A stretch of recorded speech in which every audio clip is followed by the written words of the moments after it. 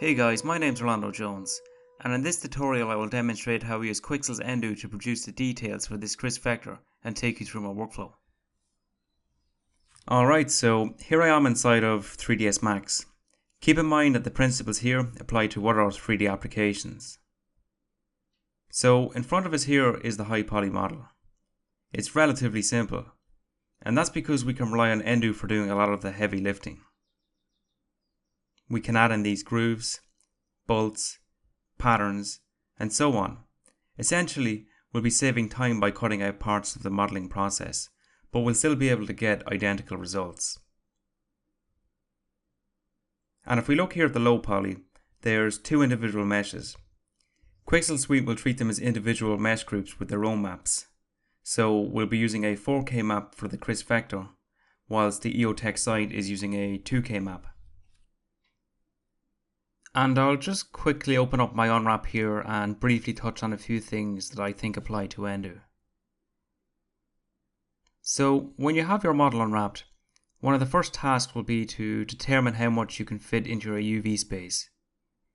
I try to get the most out of my textures by taking up as much space as I can, but there's a few things that I need to take into consideration.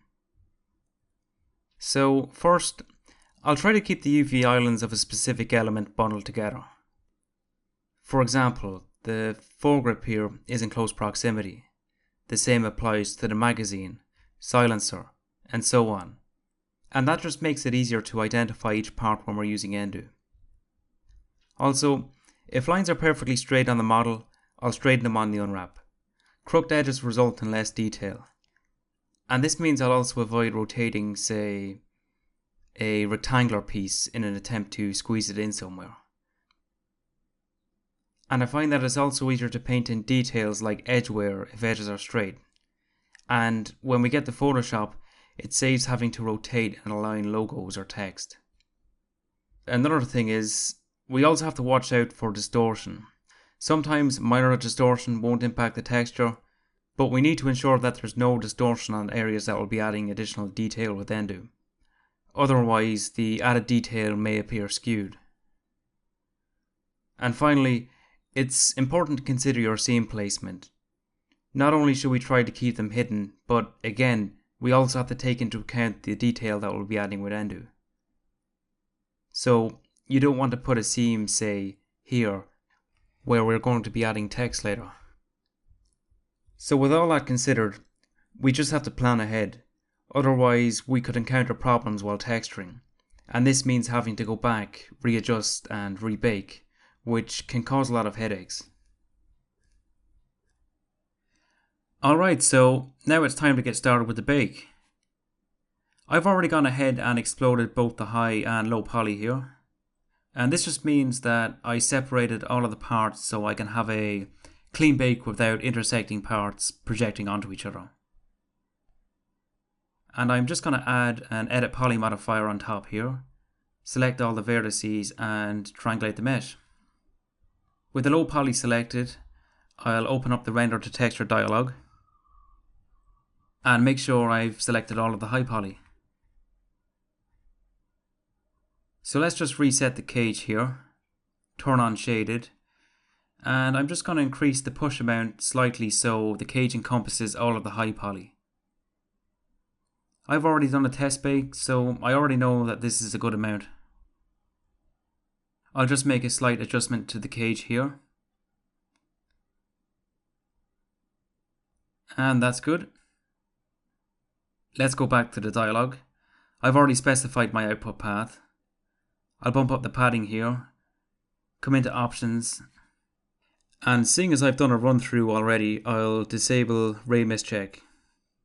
Change the tangent space on green from down to up. And while we're here, I'll click on setup so you can see the settings I'm running. I'm using Catmull ROM, enable global super sampler with hammer sleigh set to a value of 1.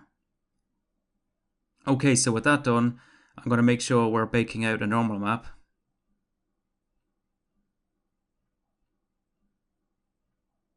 Call this Kriss Vector NRM. And make sure we're saving as a TGA. So let's just set the size to 4096 by 4096. And I think that's everything set up. So I'll just stop the video for the render and I'll see you when it's done. Alright, I went ahead and baked out a few maps for the gun and sight. So here we have our normal map, and we also have a color ID map. For this I assigned the colors to the high poly and baked out a diffuse map. NDO will interpret these colors so we can assign them specific materials. This is our ambient occlusion map, and we will combine this with our ambient occlusion we generate from NDO later. Finally, we have wires which I will use as a guide inside of Photoshop. I won't go into too much detail about generating these maps as the process isn't too dissimilar, but for now we'll move on to exporting the low poly. I'll start by moving the magazine and bullets so it'll be in view inside of 3D.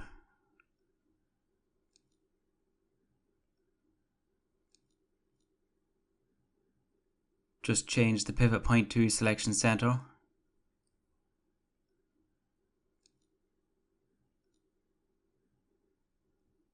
And position it here. I'll just move the tactical light down here too.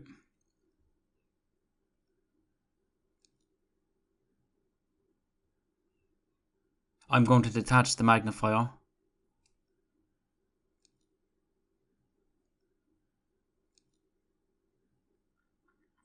Change the pivot point.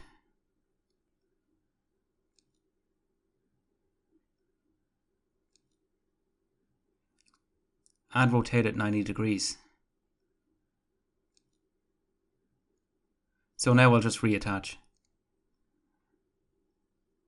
Next, with the low poly meshes selected, go to export. And I'll make sure I select export selected because I don't want the high poly exported too. Save it as an FBX. And click OK. Alright, with that done, we'll head over to Photoshop and get started with NDO. Right, so I have Photoshop and Quixel Suite open here, and I'll just come up to the little interface and open up NDO. And in order to get started, let's launch the project creator, load in our mesh, and if you click this arrow it'll reveal the site and Kriss Vector. So let's just load in our baked normal for the site here, and that's set to 2048 by 2048, and we'll do the same for the Kriss Vector. So that's just set to 4096. Right, so we just have to set up a destination for our project now. Give the folder a name. And now we'll just click here to create the project.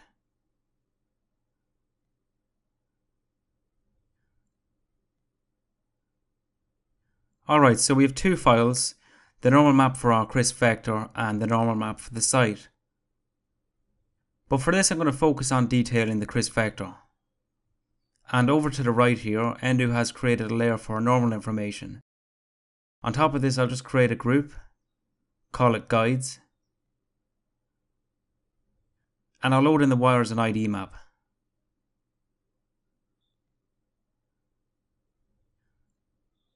Just make sure they're positioned correctly here.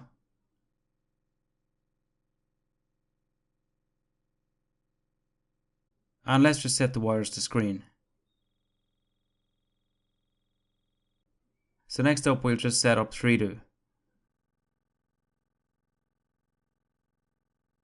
We just have to load in our site normal as well, so click on the site tab.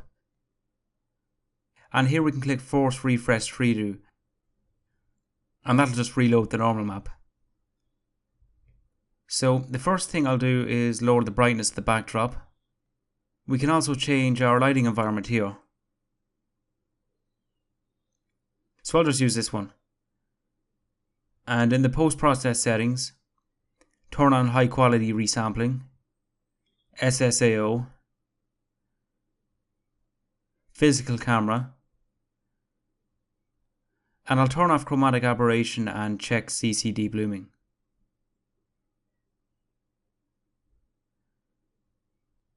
We'll come back to 3Do shortly and cover things in more detail.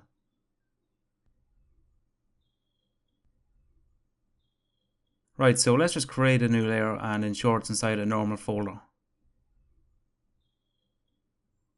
I'll create the first normal from a simple selection. I'll drag out a circular shape. And on the UI, we're now given the option to convert the selection. So let's just click.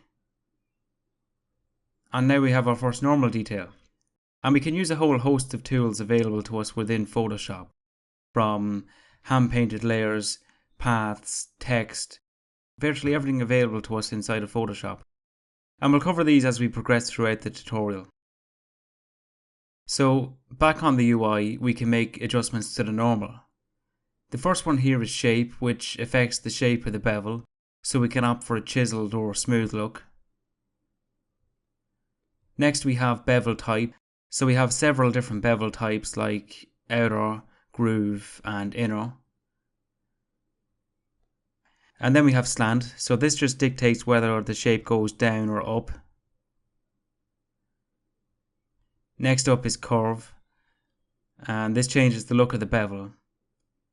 So we have some interesting options in here, but I'll just leave it on linear for now. And the last one here is blending mode. I tend to work with normal or overlay. And if I drag this down, you can see that overlay reveals the underlying detail.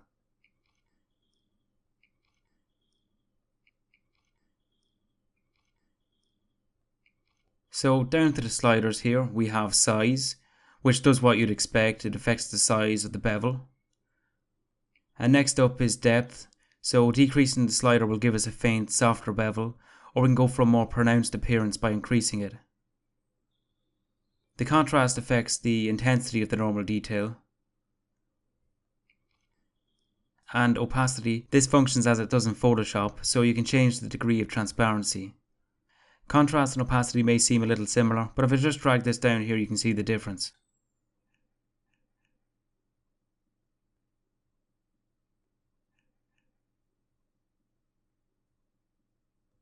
So the softness increases or decreases how soft the bevel appears. And if I go down to manage normal settings here, I'll uncheck the minimal UI, and now we've revealed additional parameters. Fall off will affect the tightness of the bevel, so we can get a really sharp bevel or a softer one. Anti-alias will smooth out any jaggy edges.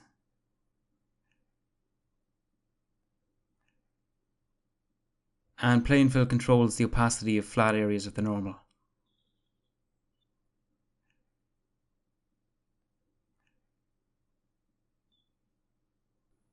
And this is what makes NDO great. It allows us to add and edit normal details quickly, whereas modelling with your 3D application takes more time, and if you have to make adjustments later, it can be quite tiresome. Basically, we're cutting out a large portion of work and saving it for production elsewhere.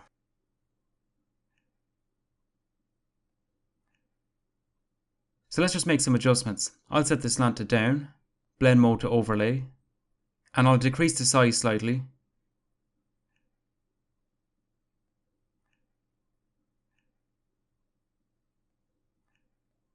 Make it a little softer. And I'm just going to revert back to the minimal UI.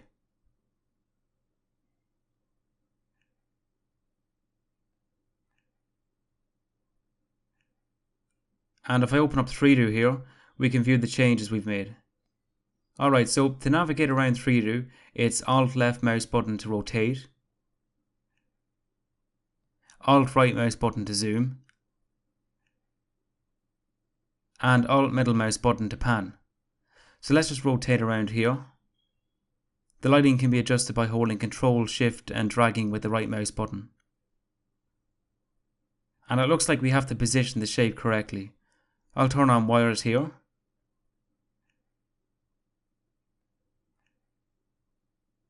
And I'll unhide the wires layer. So we just need to position the center to this edge.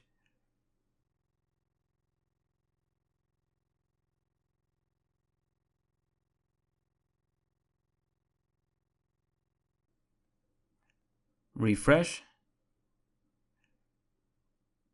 There we go, that looks good. I'll rename the layer.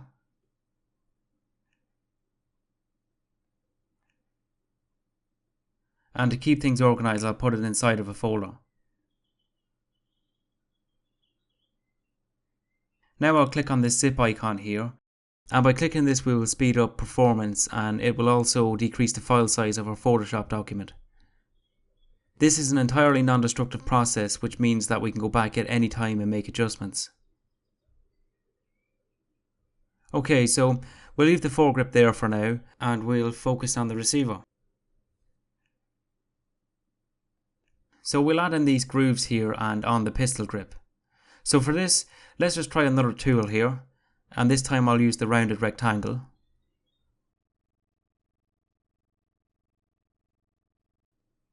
I'll hold Alt and click and drag to duplicate.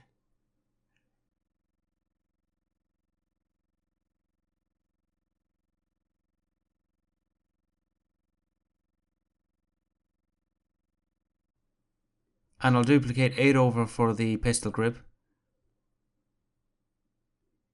Add 4 to this. So let's just merge the top 12.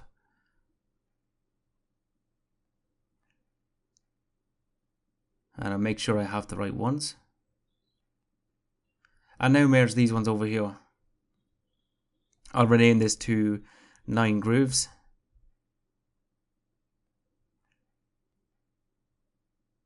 And this one to 12 grooves. Alright, so I'll just position them. And turn on wires. I'll press Ctrl T and rotate this so it aligns to the angle of our receiver.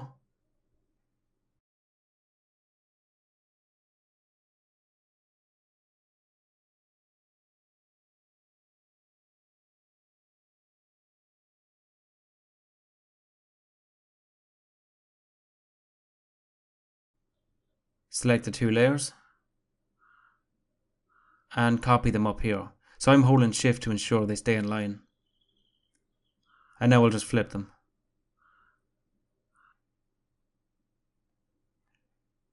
Alright, so let's open up 3D and see if they're in line.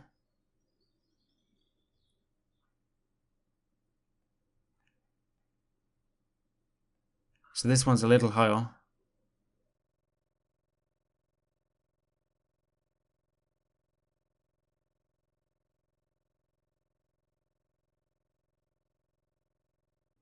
And that'll be okay. Okay, so this one's up quite a bit.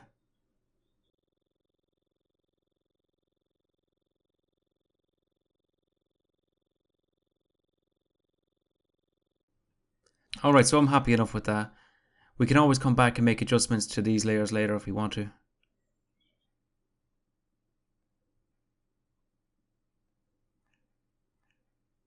I'll merge the shapes now. And let's just convert the shape to normal.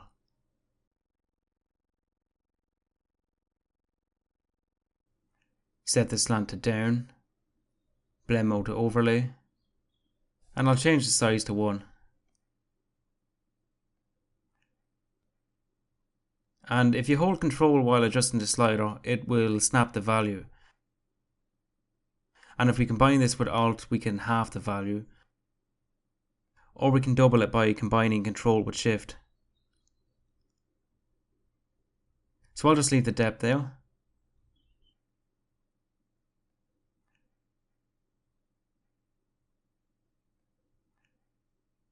And finally I'll decrease the contrast and bump up the softness.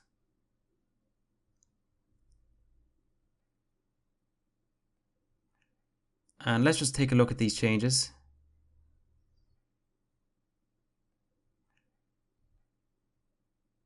And I think I need to take the contrast back up a little.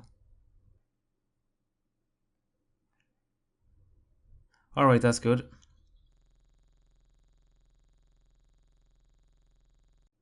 So I'll rename this to grooves.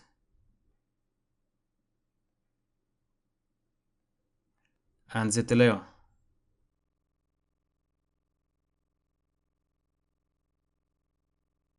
Alright, I'm going to load in this image here.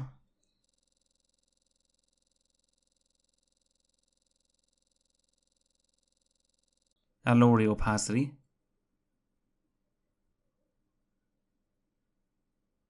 Scale it up while holding shift so it's approximately the same size.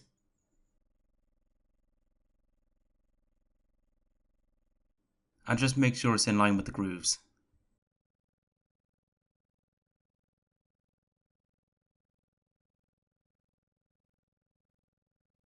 And position it here. So let's select the pen tool. And this can take a bit of practice. So I'm going to click here. Click and hold here. Same again. Just so we get those handles. And we can use these to adjust the curvature of our shape. So keep doing the same, clicking and dragging so we get that curve. And I'm just going to click here to finish it off. Now hold Control and click on the path to reveal it. And I'm holding Control to reposition the anchor points. And we can also adjust the handles by doing the same.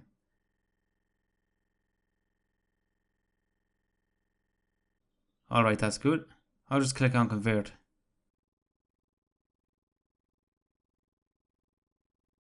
So let's set this to Stroke Auto. Slant to Down. And Blend Mode to Overlay. So I'll just make some adjustments.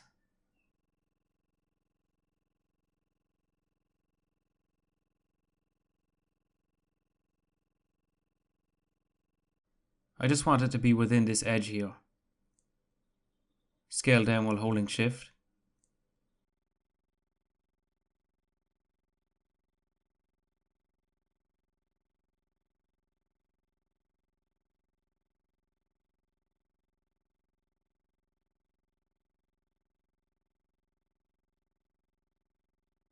Yep, that's pretty good.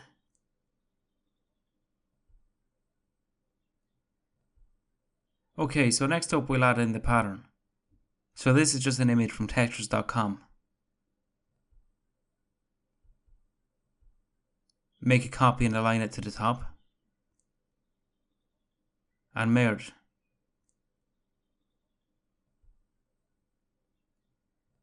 So just make sure it covers everything here.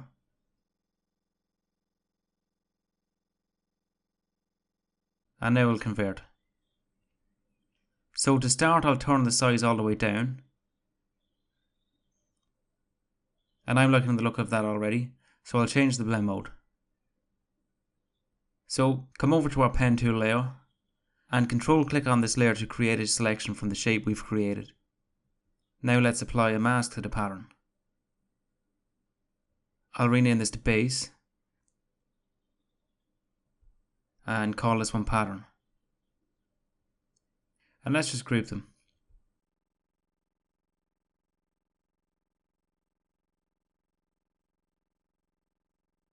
So with those selected, Alt drag while holding shift.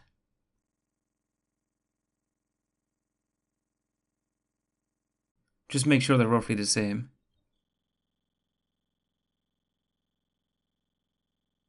And now let's have a look.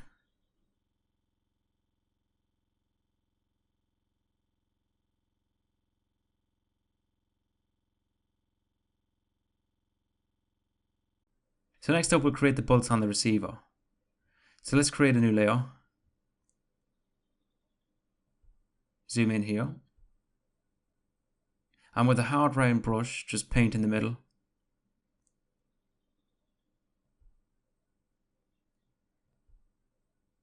Convert. So groove works well for bolts and screws.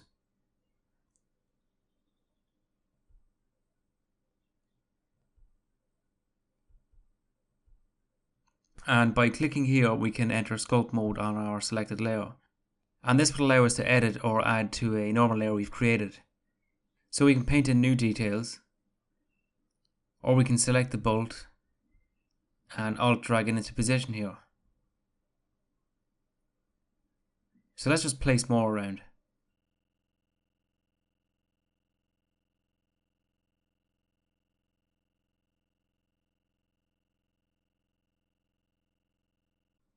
And you may have noticed that the normal color changed when we enter sculpt mode. But if we click here and exit, it reverts back to the true normal colors. So let's just click back in and we'll finish up the remaining bolts. So we have one here on the foregrip.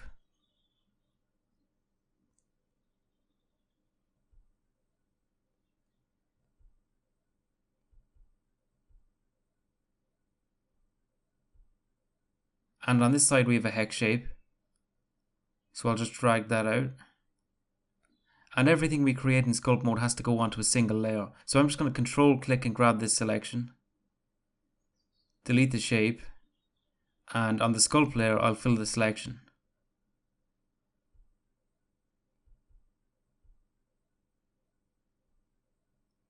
We need two on the side of the iron sights here.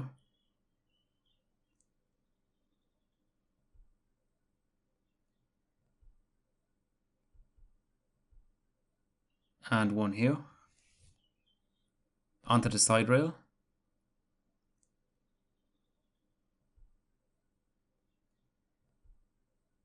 And I'll scale this down.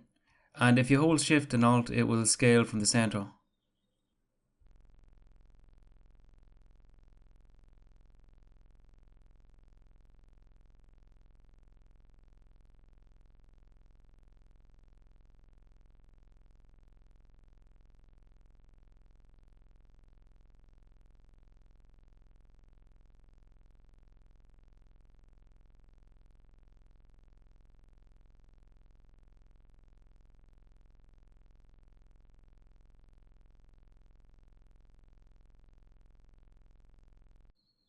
And let's view the changes.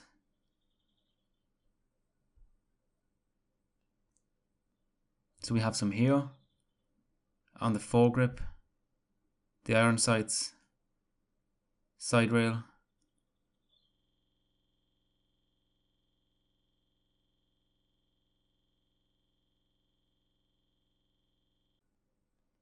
alright, so it looks like we have to add in this hex shape too.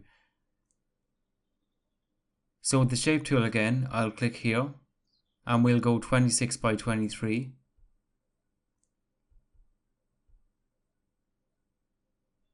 And I'll rasterize that. Now convert.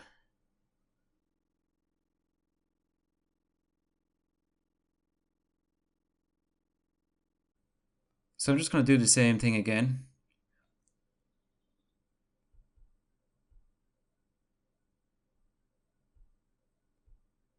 We don't have to worry about rotating these ones because I rotated the UVs inside of Max, so they'll all be at different angles.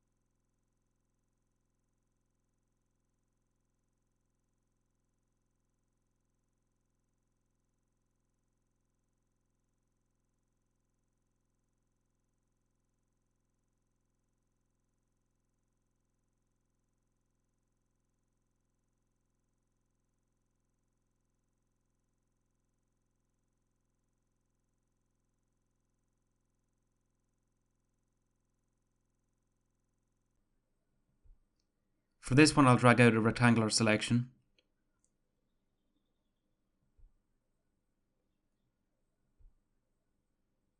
And just fill.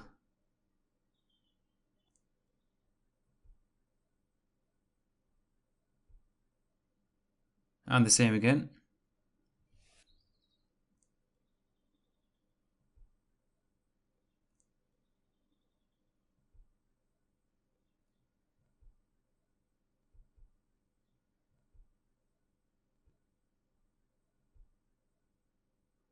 Make that bigger.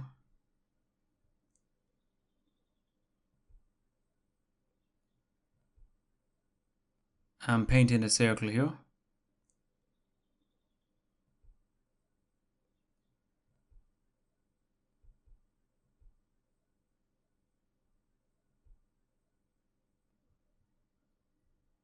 Alright, I'll just create a folder to keep things tidy.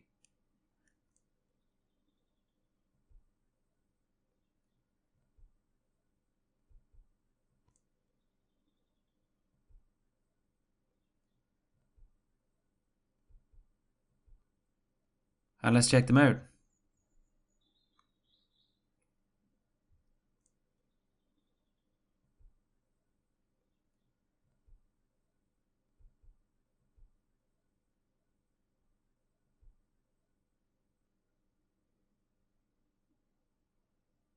Alright, this looks good.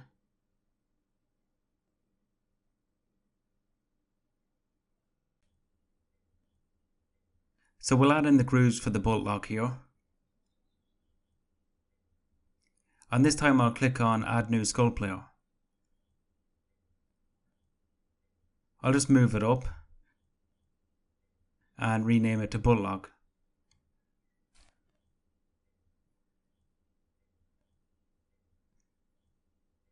With the pencil tool selected,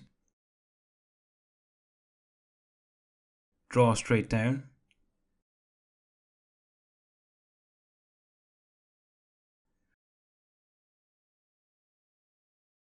I'm just trying to get a soft look. Now copy it over.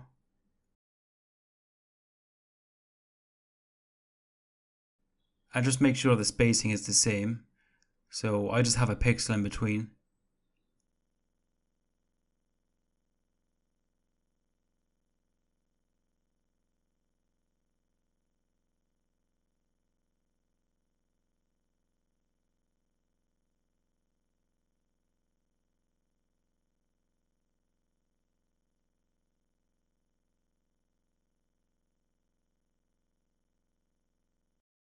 I'll set it to overlay.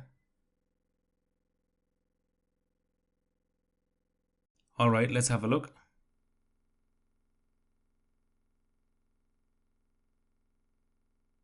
Okay, next up I'll use a multi-normal layer.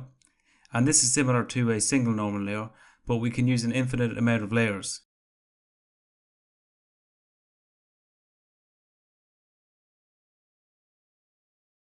Any of the layers we create here will be directly affected by the changes we make here on the UI.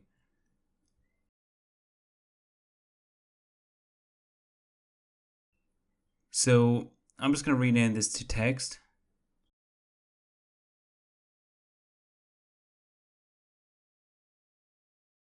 And we'll start by adding this text in here.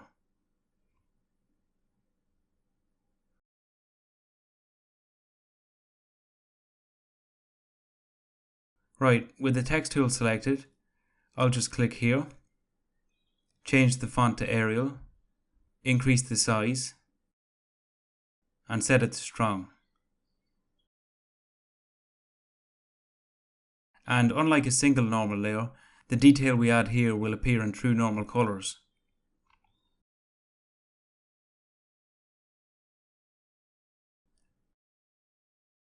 I'll increase the spacing, and I'll just turn on wires and position it just below the edge.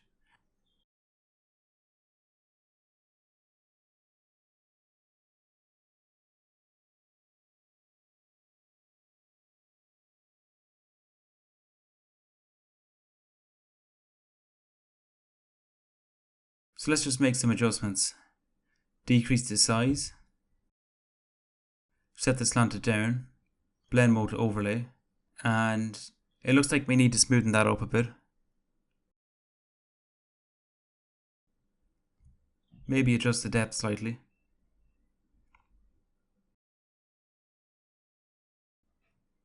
Alright, let's move on to the silencer. Drag out a text box.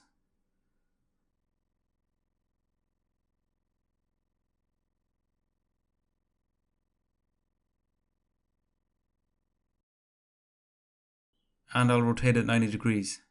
And you can snap the angle while holding shift. Just position it here. I just want to make it a little narrower. And I'll increase the size a tad.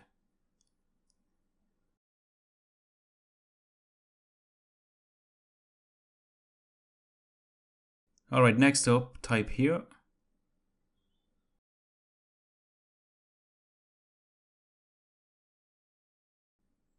And let's add an arrow shape.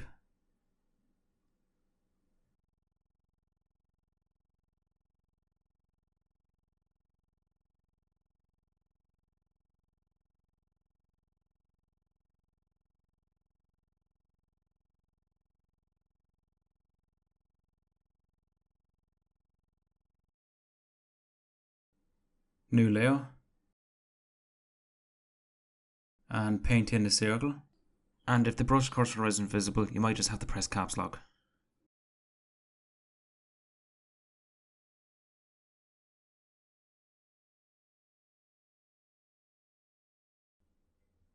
Again, drag out a box, resize,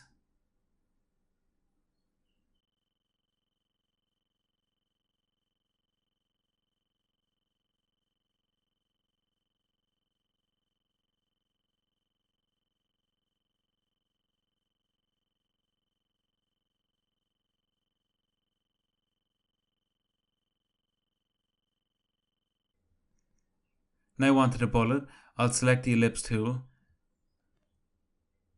change it to path, and I'll just drag out from the center holding shift and alt. So with the text tool, just click on the path here, resize the text and type in 45 auto.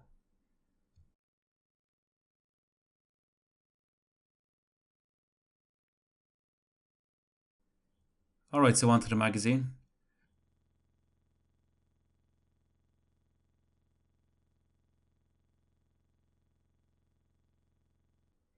Now let's reset the character. Increase the size.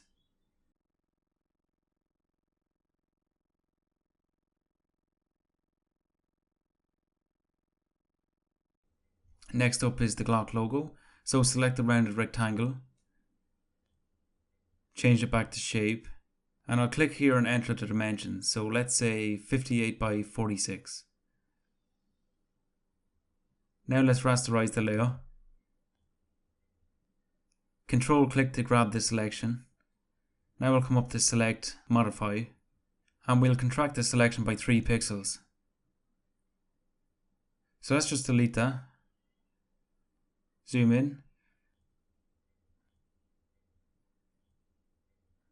And delete this portion here. Drag out. Fill. Same here. Make sure it's 3 pixels wide. And we'll just add in the text.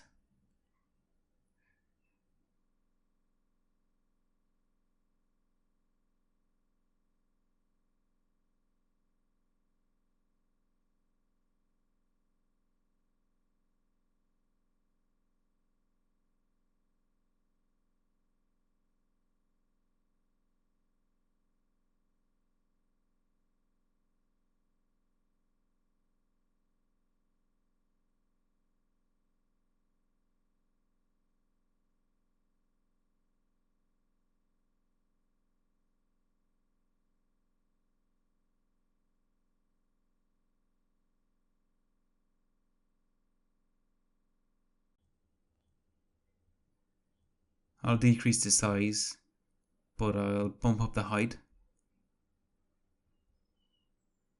Just copy it over.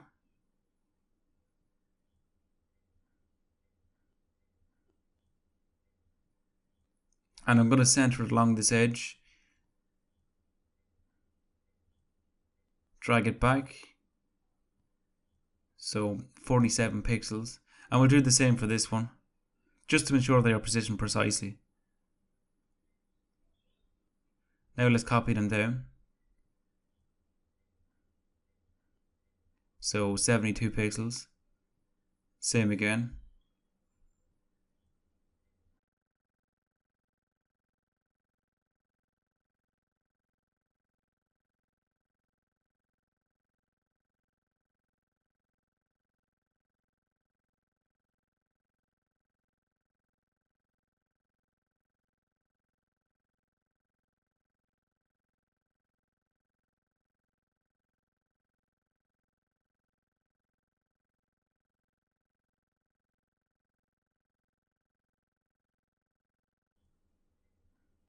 Let's have a look in 3D.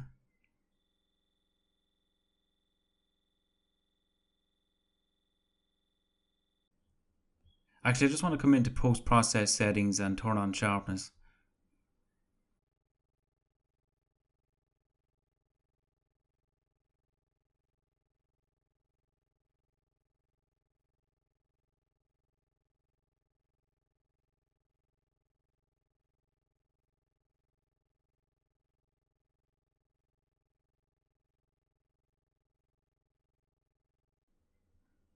Alright, so next up we'll add in these pins here on the buttstock.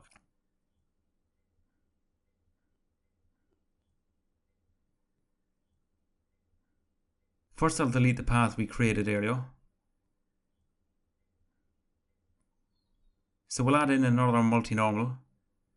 And when we create a multi-normal layer, we're given the option to access the painter mode. So if we check this, it'll open the painting tab inside of 3D.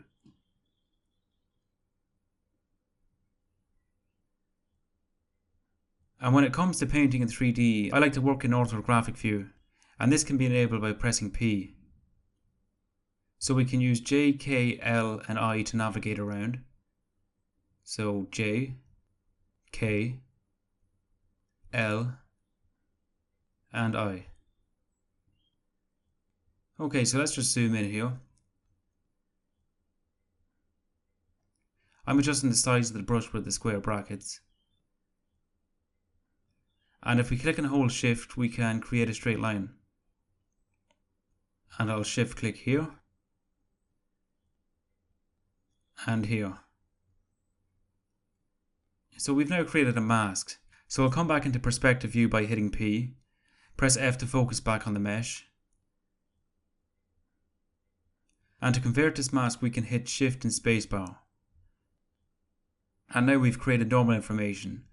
And we can toggle the mask by pressing N.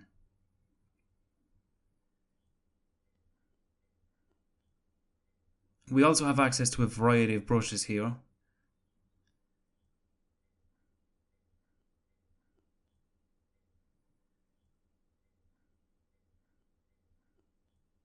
We can resize the brush by holding B and using the right mouse button.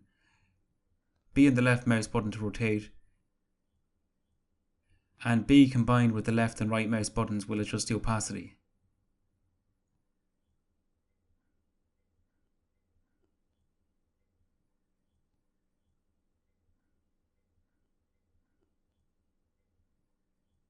So if we want to clear this, we can come up and clear the mask. And then we can hit shift and spacebar again to clear the normal information. And if you're finding that Control Z isn't working, you just have to come up to performance and check undo. Alright, so I'm just going to pick a basic brush. And in orthographic view I'll move to the stock.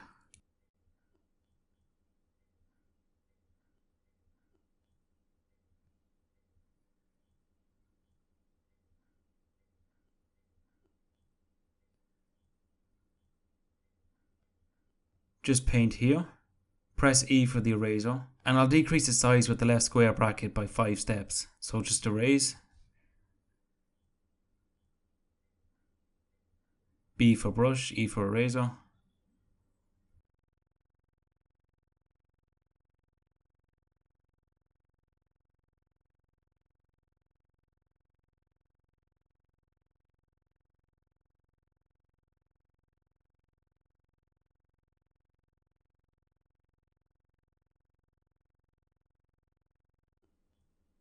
Now let's hit shift spacebar.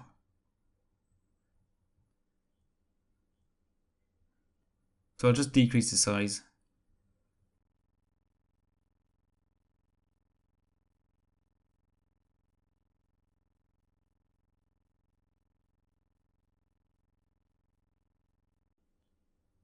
And now we can exit the painter.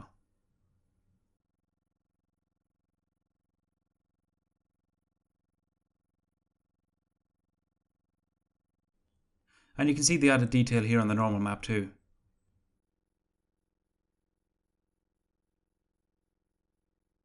So next up we'll add in this logo. I'll quickly tidy things up here.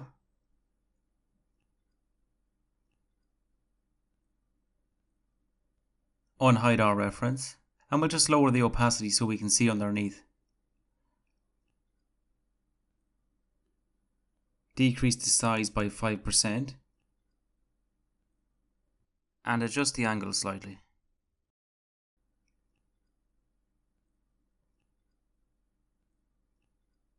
Let's just align it here. I'll turn on rulers. And click and drag here to create a horizontal guide. That looks straight. So I'll turn them off by hitting Ctrl R and Ctrl H. Now with the pen tool, we'll do the same as before. So click, click, click and hold, click, click and hold, click, and click and hold.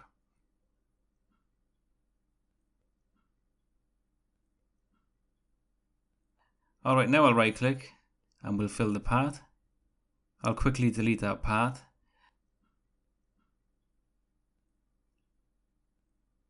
And now just convert. So I just want a softer look. Or maybe stroke emboss. Set it to overlay. I just want to soften it up more. So lower the depth considerably.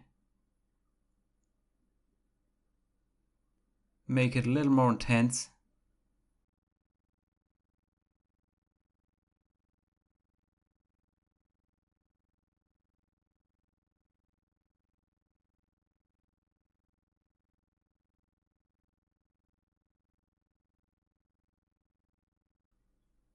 Next, with the polygonal lasso, we'll create the V.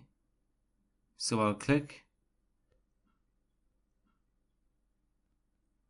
hold Shift,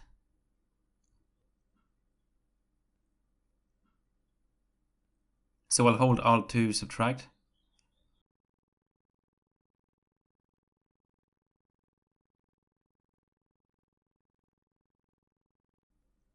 Okay, that's good.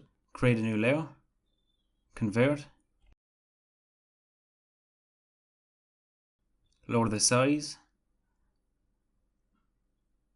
set it to overlay, and I'll change the bevel to emboss and make it a little softer.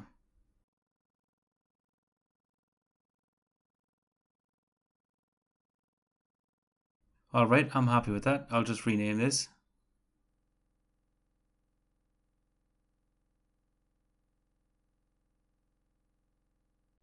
Enter sculpt mode. And we'll copy it up here. So we'll just rotate that.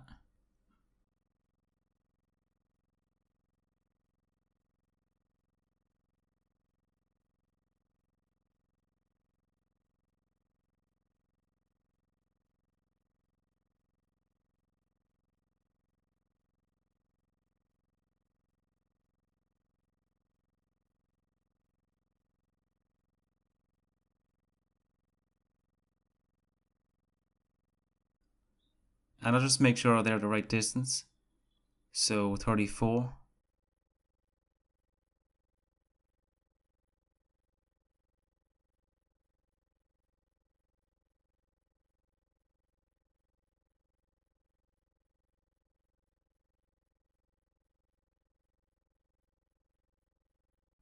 Okay, so it looks good.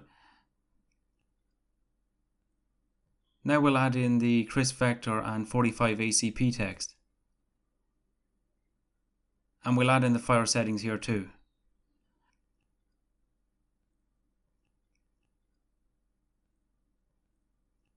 Alright, so let's just bump up the opacity and come in here with the round rectangle.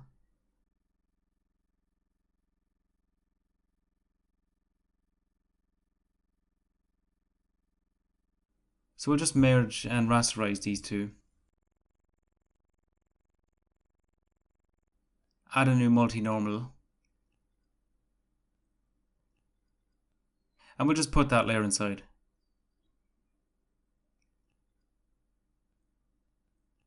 So I'm going to decrease the size. Set the slant to down.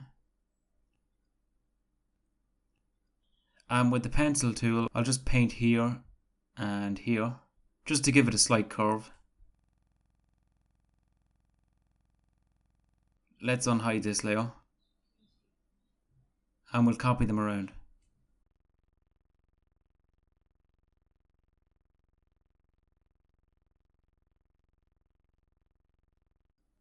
And we're a bit off here, so I'll leave it there. Now with the brush tool, we'll add in these dots here.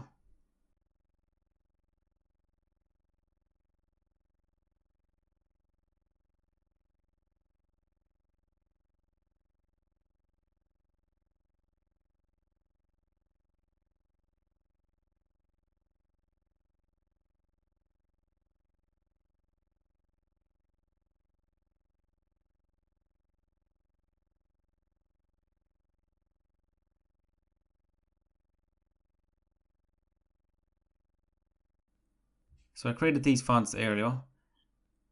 Let's drag them in. And I created these using the pen tool because the font's unique.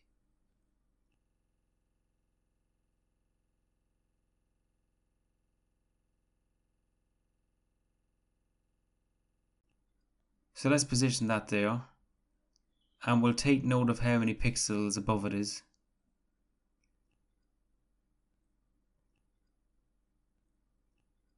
Rotate and position it down by 20 pixels.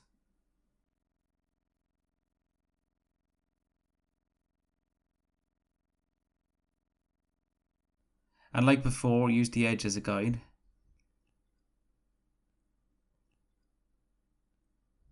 Come down. So 45 pixels. And we'll do the same for this one.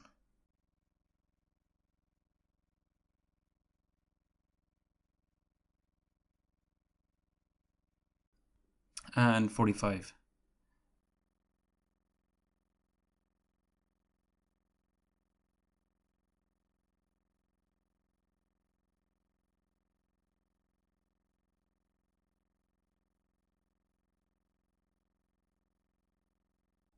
And I'll just merge these layers now.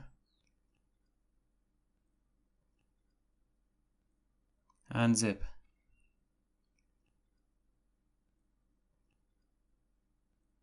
Okay, now we'll add in these pins and side rail nuts. I'll start with a single sculpt layer.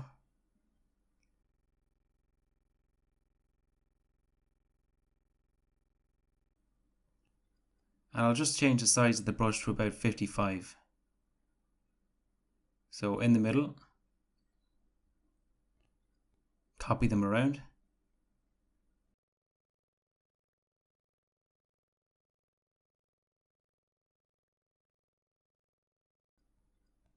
So we'll exit sculpt mode, lower the size, slant it down, and I'll change the bevel to emboss. I just want to soften it up a little.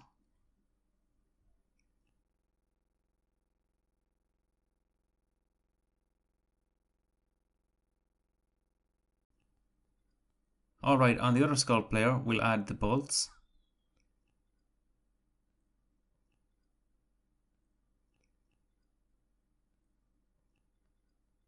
So with a hex shape, set the size to 54 by 46.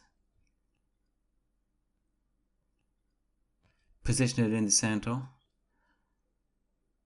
Rasterize it so we can grab the selection.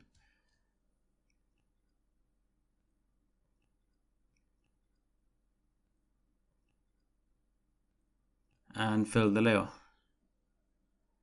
So I'll just copy them around now.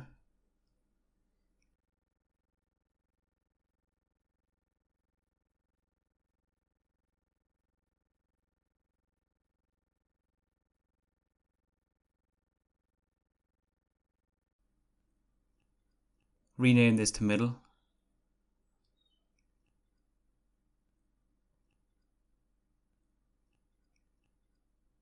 Okay, I just want to decrease the size and soften up the bevel.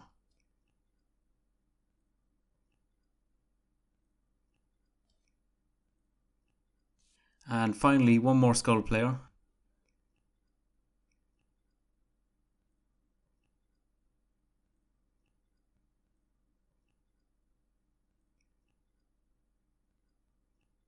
Paint here.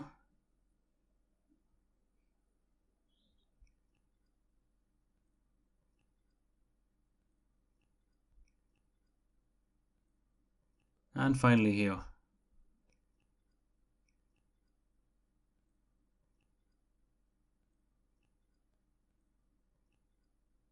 Now we'll just decrease the size, set the slant to down and increase the softness.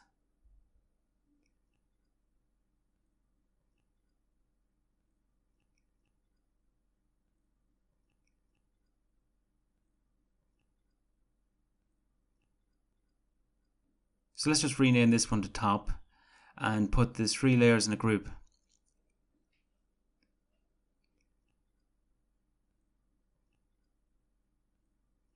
Now moving on to the pins.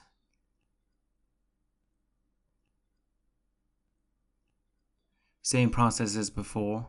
Start with the bottom layer.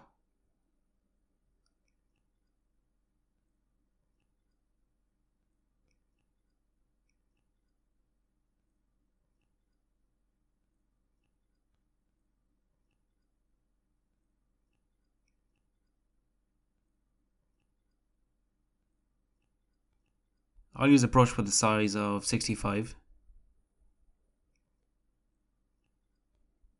And I'm just putting the brush in between the angle lines.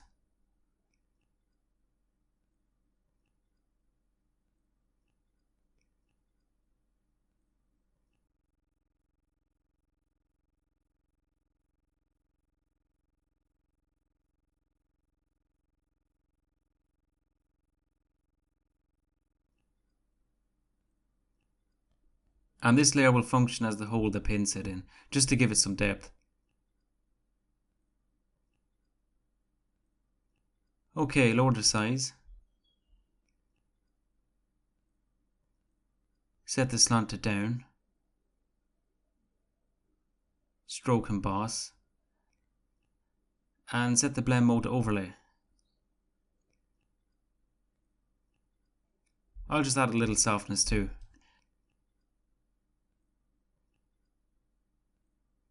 Now on another sculpt layer, I'll decrease the brush size by 1 pixel.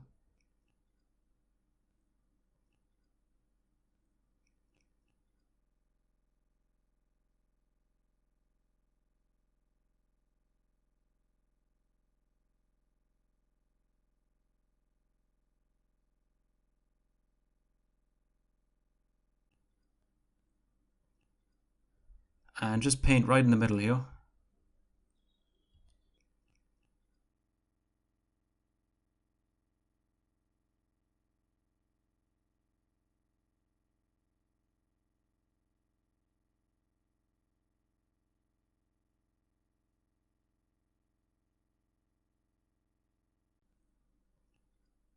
Add some softness.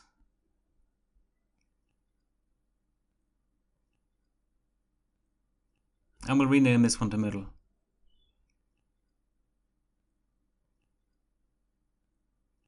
Now the top layer will add in the holes.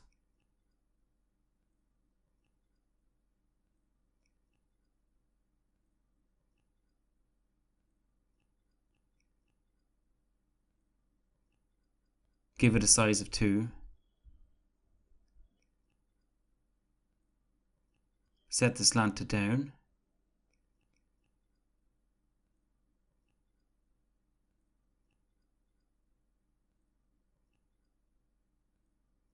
And give it a softness of 2.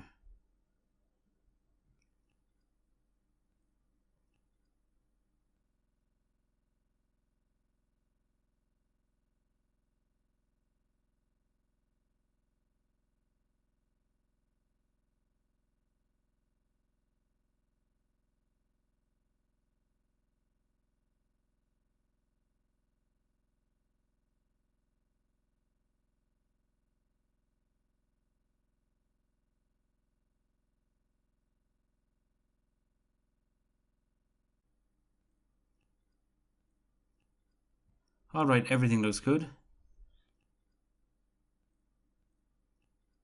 Rename this to top. And we'll put it in a group called pins.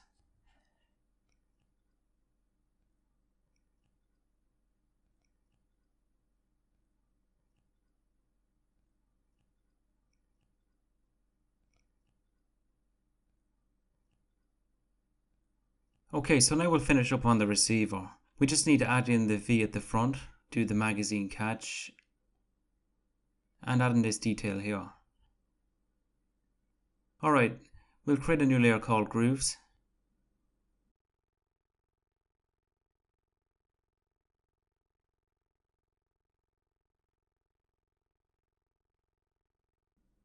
Drag out a selection.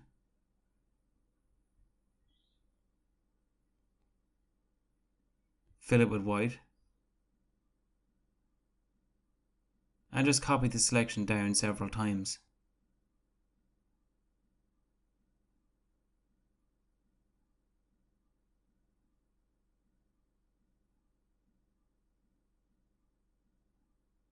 Okay, so I just want to give it a softer look.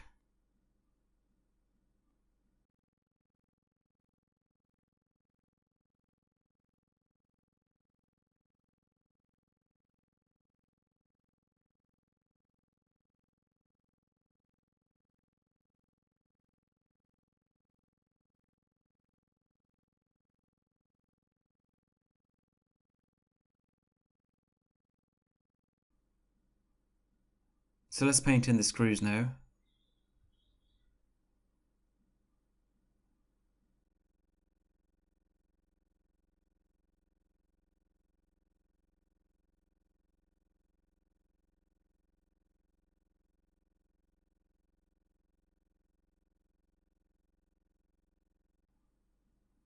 Just move this one over slightly.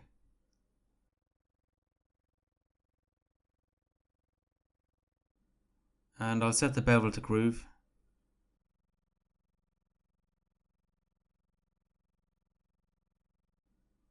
And rename this to base.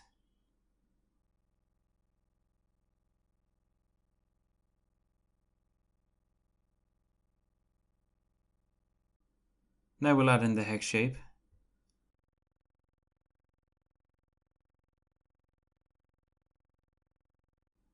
Rotate it.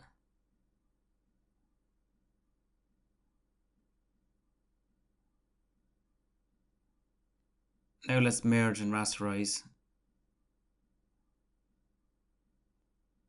And then convert.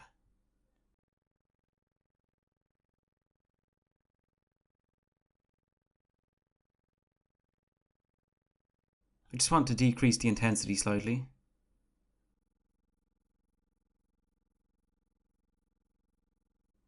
Alright, moving on. Quickly group the layers.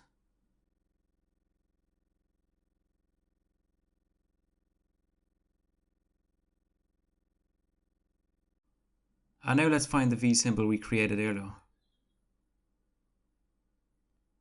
I'll enter sculpt mode.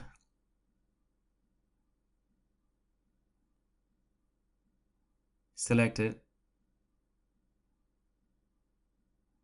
And drag it into position.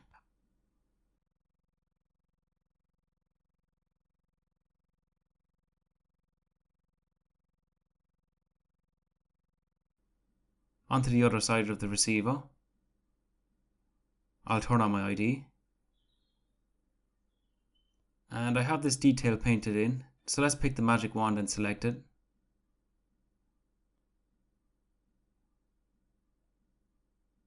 Convert.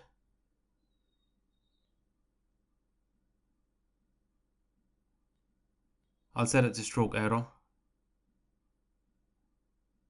Size it down.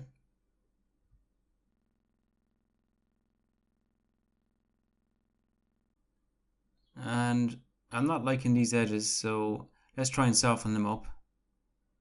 Actually, I'll open the expanded UI and turn on anti-alias. Okay, so it doesn't seem to do much, so let's just increase the softness some more. and that'll be okay.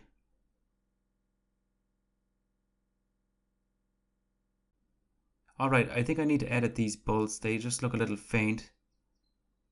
So we have the V.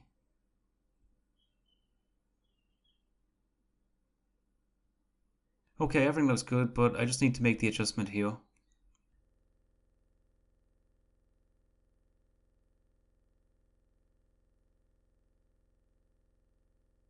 So let's see.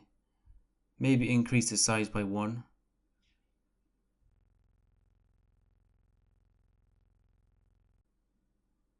And that's a little too intense, so I'll lower the depth.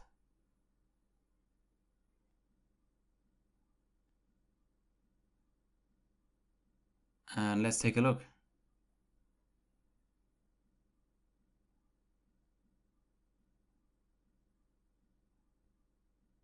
Perfect. Okay, so that's the receiver done. We only have minor details to add now. I'll open up the references here. So we're going to add in this detail here at the bottom of the stock. And on the silencer, we'll add in these raised areas. Okay, so let's just start with the stock.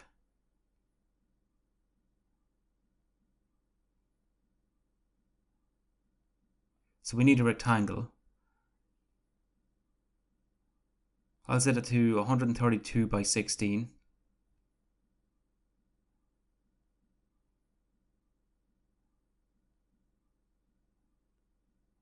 And just position it against this edge here.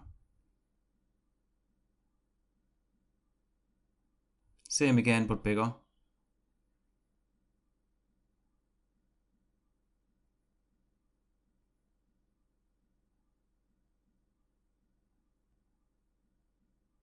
Alt drag. So giving it a spacing of 167 pixels.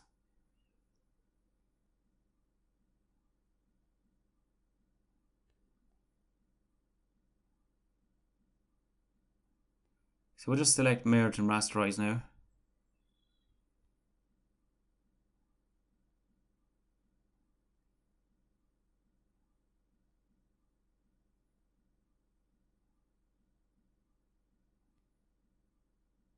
And I'll just delete the lower part here.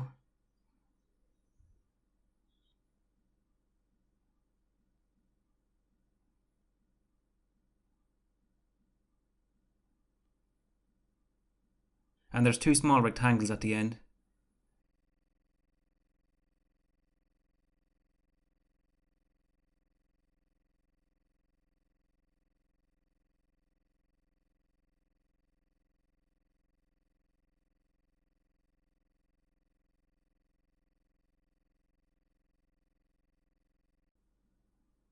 I'll erase part of this one.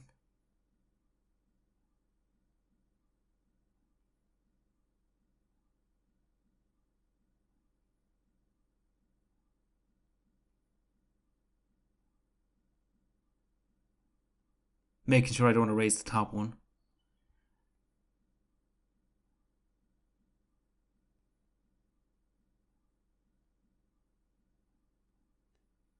Now we just need to put a little circle here.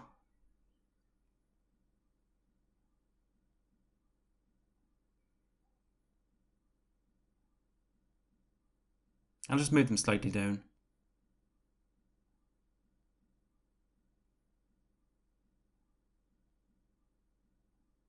One more here.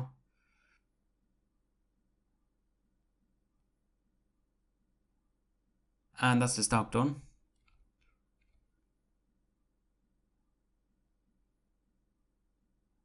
Next up is the silencer, so just drag out a selection.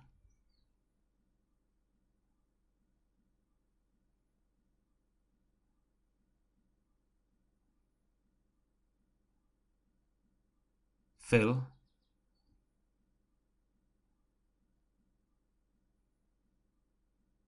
And this one needs to be a bit bigger.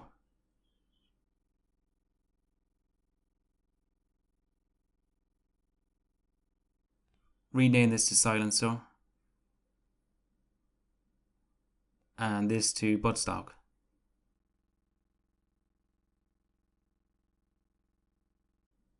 convert,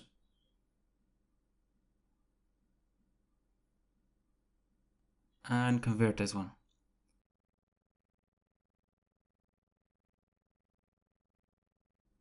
And for this one, I will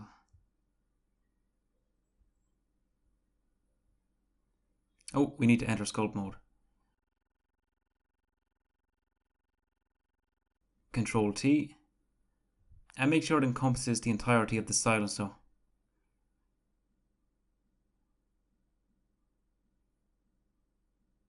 And on top of this, I'll add a mask.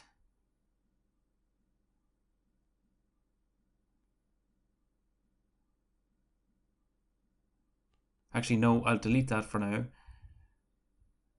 So with the selection tool, I'll select the parts we want to show through the mask.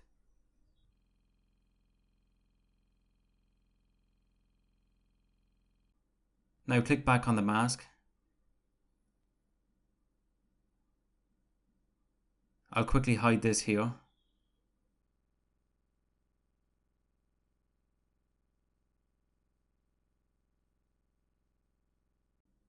Give it a size of 4.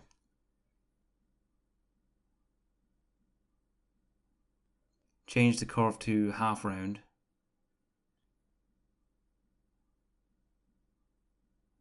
Set the layer to overlay. And just decrease the depth to make it a little softer.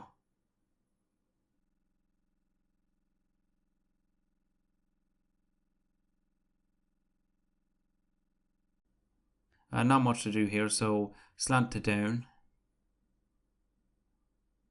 Lower the size. And set it to overlay. Maybe just decrease the depth.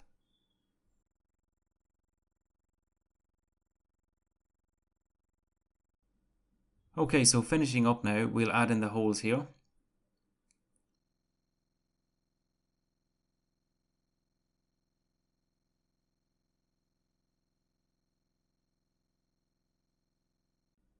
Put one here.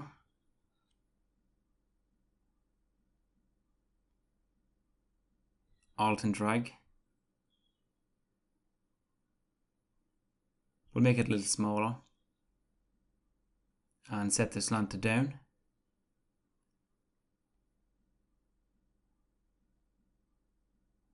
So I'll just copy these now.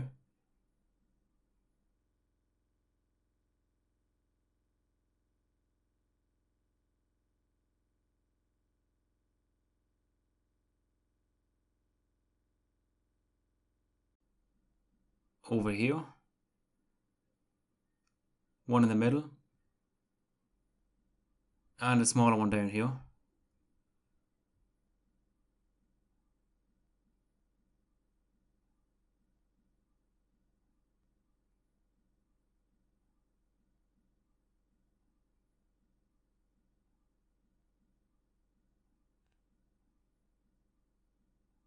So same as above, make sure they're centered.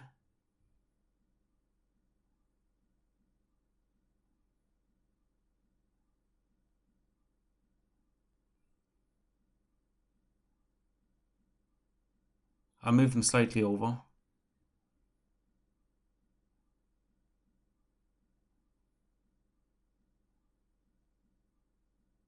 So they're okay there. Make copies and watch out for the spacing.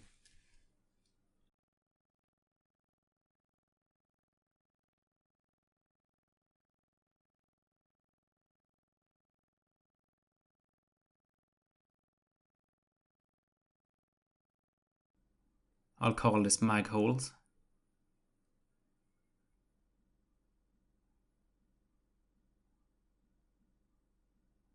So we have to add smaller holes on top now. And I'll rename this to mag hole small.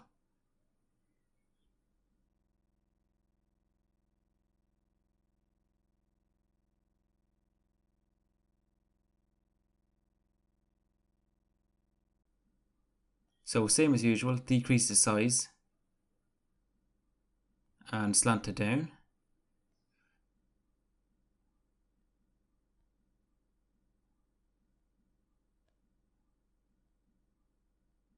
And we'll make copies here.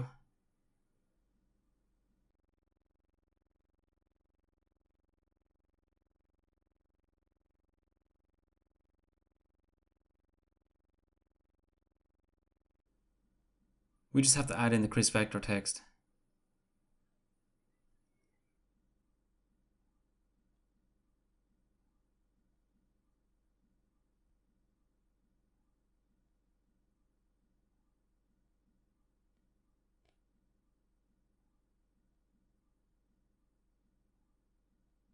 Make sure I rasterize.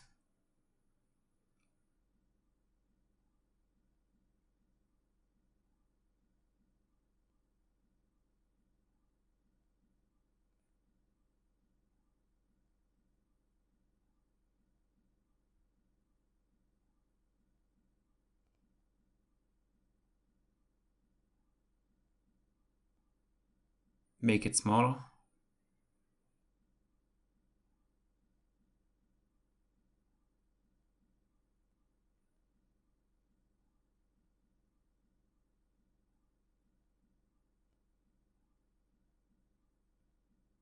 And I'll just place this into the text folder we created earlier.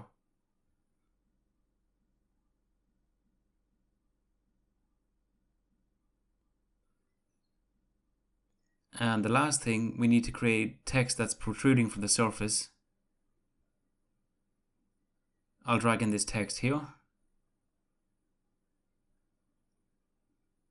And this is the button for the tactical light. So I'll create a multi-normal layer because we have 3 layers to go inside. Rename this to text up.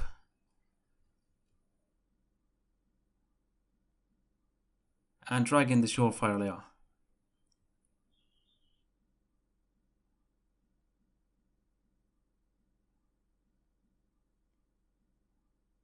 Set the size to 1.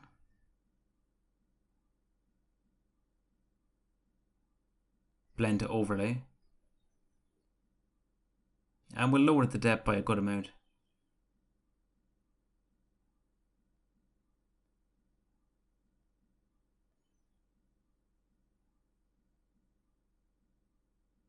Alright, so we have 2 more things to add, here and here. Select the text tool, font to Arial, size of 21,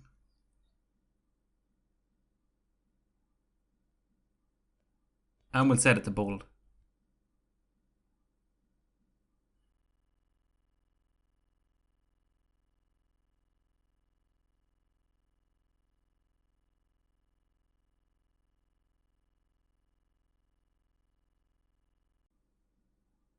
So now we'll just drag this in,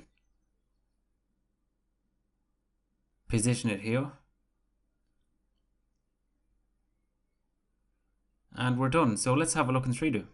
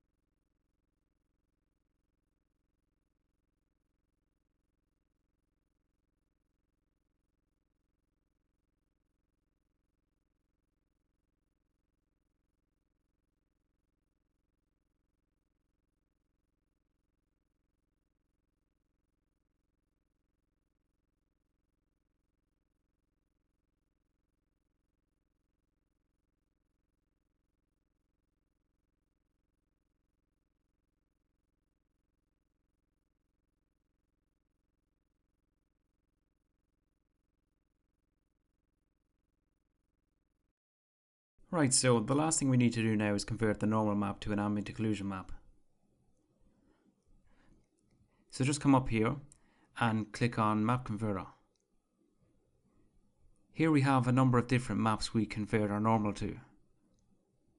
We also have other categories, cavity and height, but we want to convert from our normal map.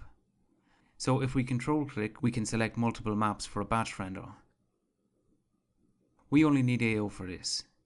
So let's just convert this by clicking on Active Dock.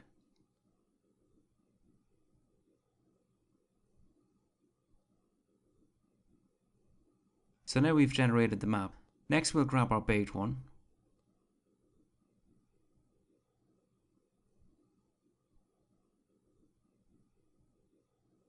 And I'll put this below the folder. And set the converted occlusion to multiply. Let's take a look at the differences with and without. So we have all this information from NDO.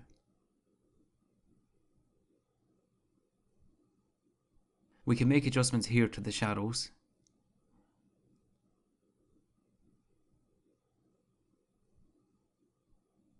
And if you click in here, we can fine tune things.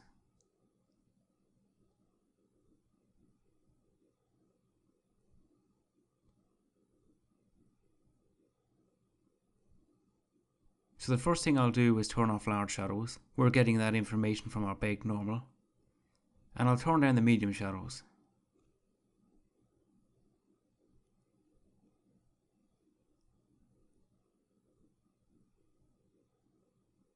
Alright, so I'm happy with this.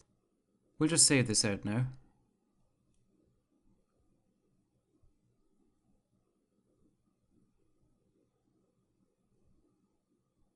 And if you want to take this a step further, now it's just a case of taking our maps and mesh into NDO. And feel free to try your hand at the site with NDO using what we've covered today. Alright, so I'm going to leave it there. We've covered most of NDO today, so hopefully you've taken something away from this and can start to apply NDO to your own projects. Thanks for watching, and I'll see you guys around.